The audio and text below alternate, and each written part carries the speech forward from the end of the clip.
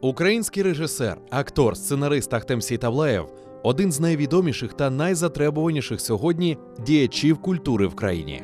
Ахтем Сейтаблаєв народився в грудні 1971 року в узбекистанському місті Янгіюль в родині депортованих кримських татар. В дитинстві Ахтем захоплювався спортом, вчився грі на фортепіано, любив читати книжки та декламувати вірші. Мектеп оқыған бақта мектепте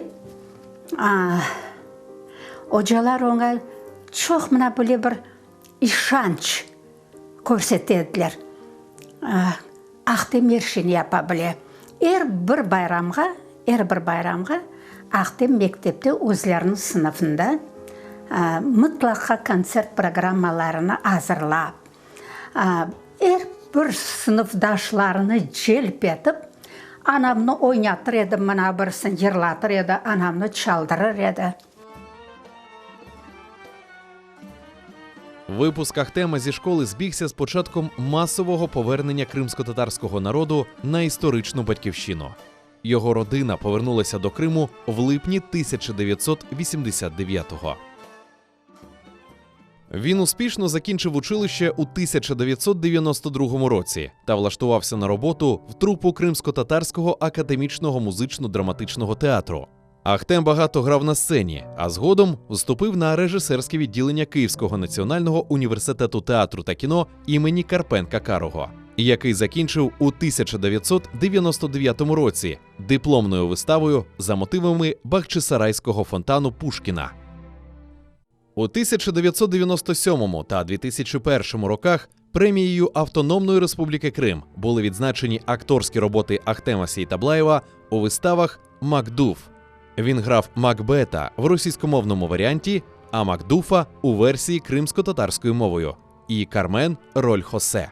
Етапною роботою Сейтаблаєва-режисера стала постанова вистави «Арзи Кыз» у прославленому татарському державному академічному театрі імені Галіасгара Камала в Казані. Трапилось це у 2002 році. Усі ці роботи були кроками до майбутнього великого успіху – особистого і творчого. Фільму «Хайтарма», в якому Ахтем Сейтаблаєв виступив як і режисер, і як виконавець головної ролі – героїчного льотчика часів Другої світової війни Амедхана Султана. Ця стрічка не тільки про відважного льотчика, а про наймасштабнішу трагедію кримсько-татарського народу – депортацію 1944 року. Кримські татари і не тільки плакали на прем'єрі цього фільму, так як депортація торкнулася кожної кримсько-татарської родини. У нас все сложилось. Все, и погодные условия, и актеры, и общий такой, неимоверный какой-то эмоциональный настрой вообще каждого человека, который приезжал на съемочную площадку, каждого. И я везде про это говорю, что у меня язык не повернется назвать людей, которые снимались в массовых сценах, массовкой. Потому что это были действительно актеры масових сцен. Ахтем Сейтаблаєв надзвичайно багато працює. Він знімається у фільмах, грає в театрі. Сьогодні Сейтаблаєв разом з заслуженим в Росії українським режисером Олегом Сенцовим екранізує п'єсу Сенцова «Номери».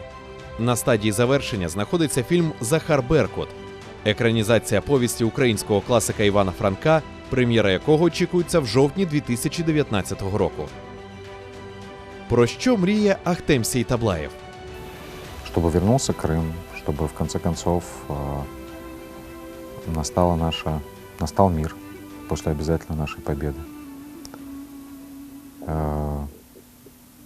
Чтобы дети мои были живы, здоровы, чего и всем желаю, без исключения.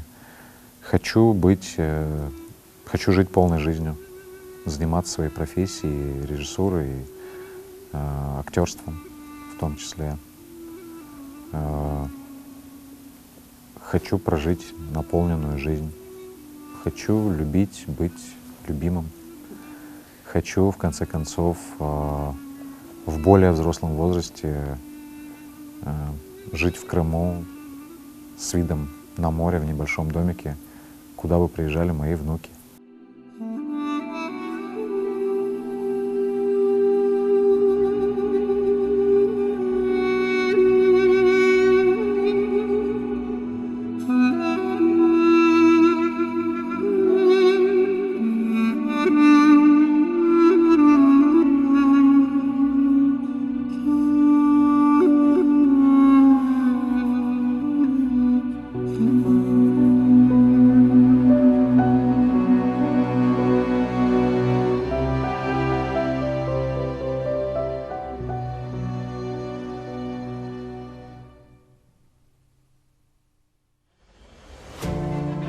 більше, ніж Крим. Великі люди маленького народу.